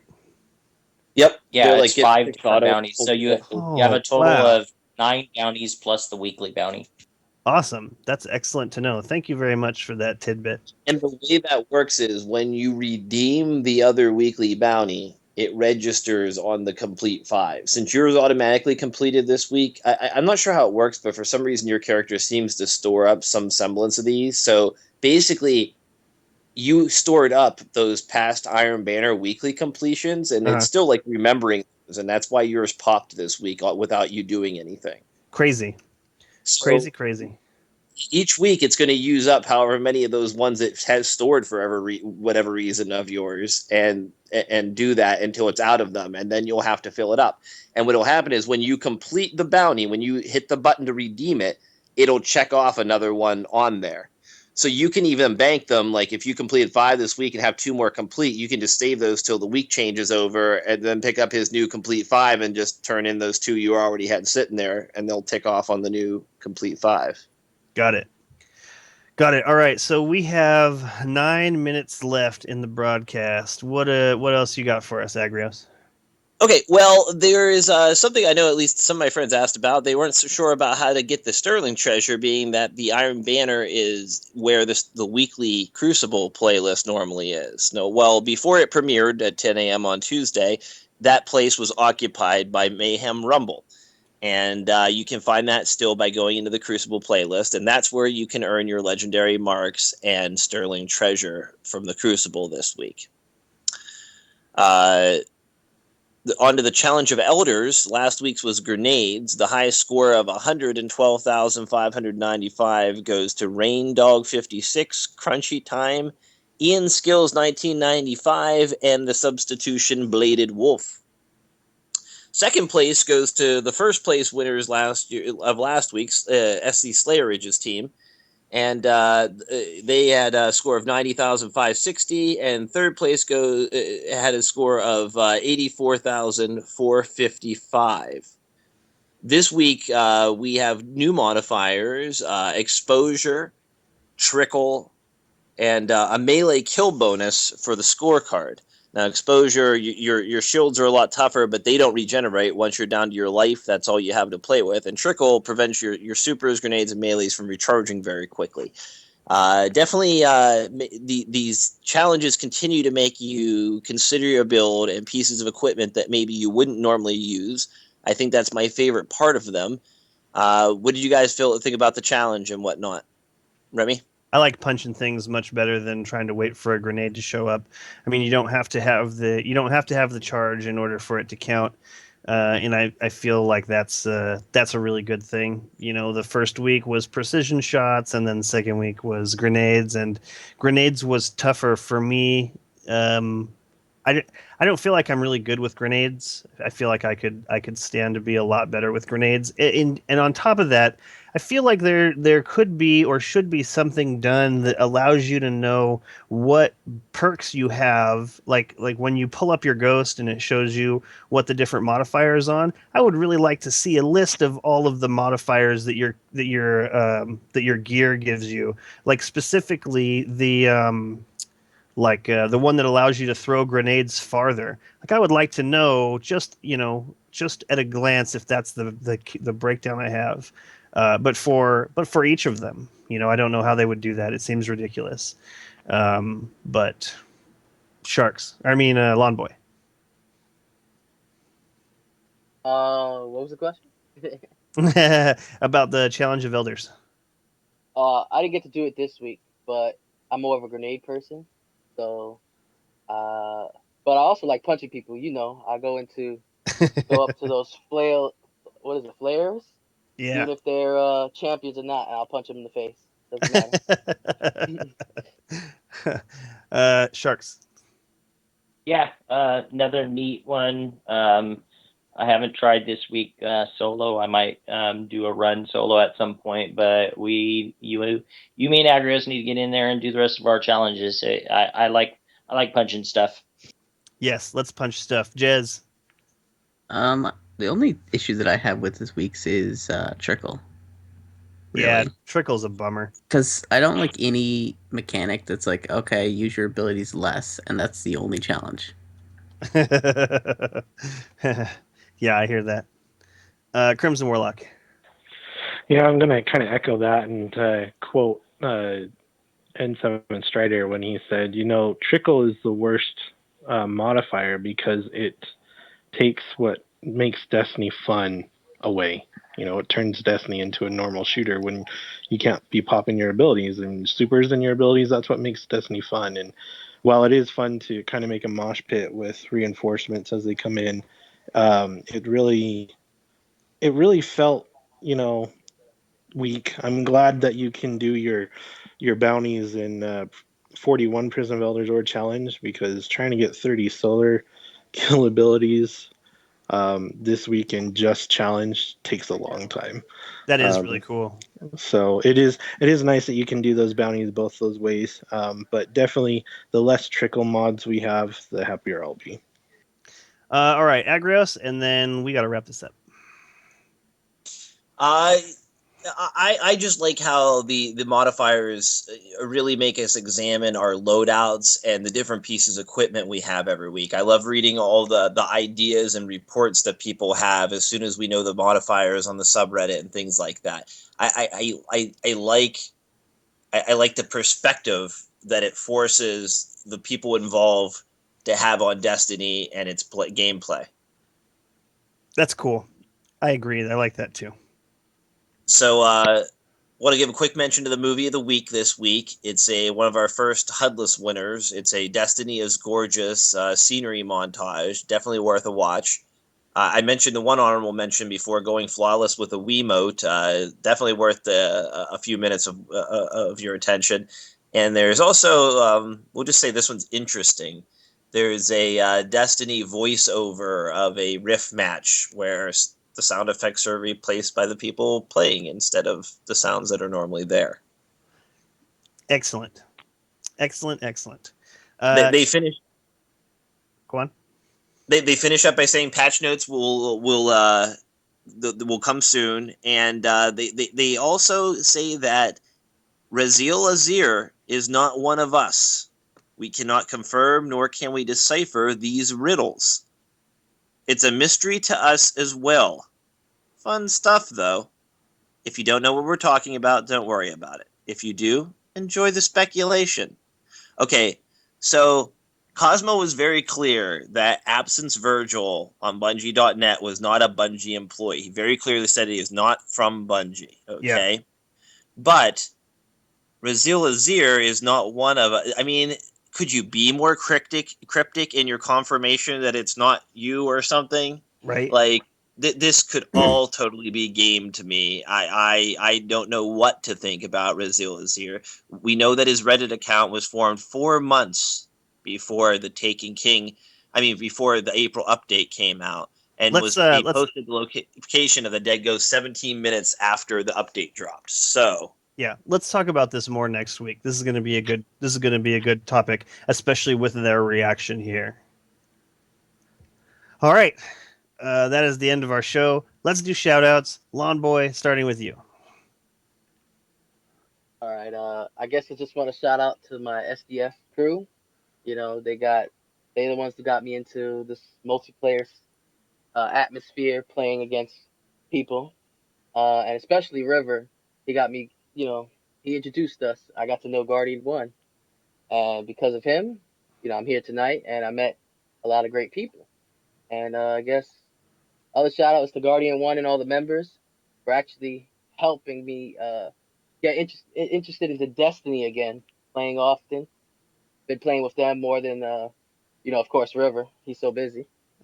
Uh, but you guys are great. It's been fun, and keep keep it up, keep it going. Excellent shout out. Thanks. Sharks. It always amazes me how small this community or how tight knit it is. Ran into a person in game, never met him before, and said huge fan of the show. So my shout out is to Fooligans. That's awesome. That's super awesome. Agrios.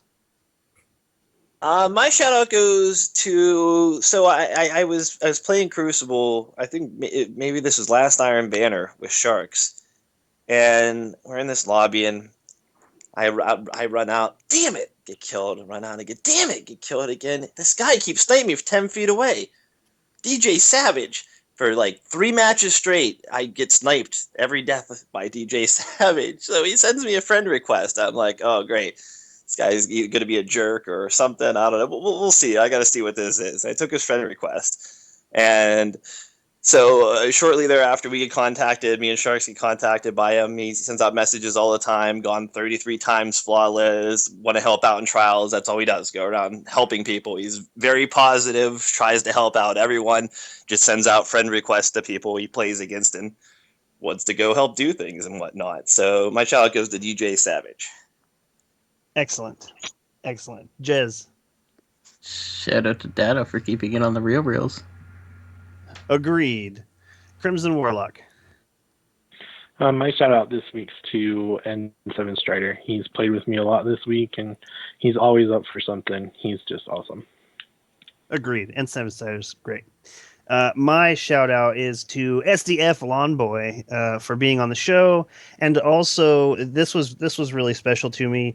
He sent me an audio file of him basically jamming over the chords of the Guardian One podcast theme song. This is the first time anyone has ever sent me like their own take, their own version of something that I've created, and it was really really very special to me. And it's something that I've wanted to play on the show, but because because XSplit is always freezing my computer, because even just scrolling down on this web page sends my computer into some kind of catatonic shock, I just haven't had a chance to be able to load it up into XSplit and play it. But I really appreciate that. That really meant a lot to me. It was really great to have you on the show. I mean, he took off work tonight to be here, and that's excellent. That's really excellent. Hope you had a good time, and I will see you in game. Thank you very much, Lawnboy. Hey, no problem. That wraps up episode 81. I would like to thank everyone listening for tuning in. I hope you enjoyed the show. If you have any questions or suggestions for topics to be discussed on the show, please leave them in the comments below or send them to feedback@guardian1.net, and we will see you next week.